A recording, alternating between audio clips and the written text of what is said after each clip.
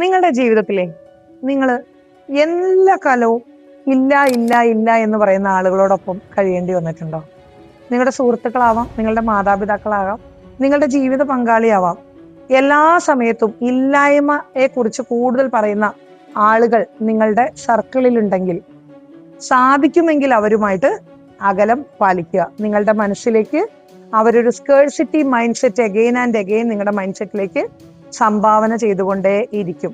നമ്മൾ ഇല്ലാത്തവരാണ്, ഇല്ലായ്മയാണ്, അതുകൊണ്ട് നമ്മൾ പണം സൂക്ഷിക്കണം.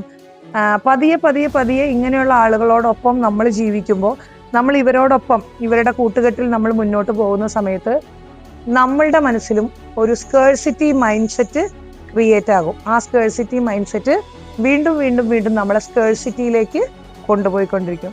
എല്ലാ സമയത്തും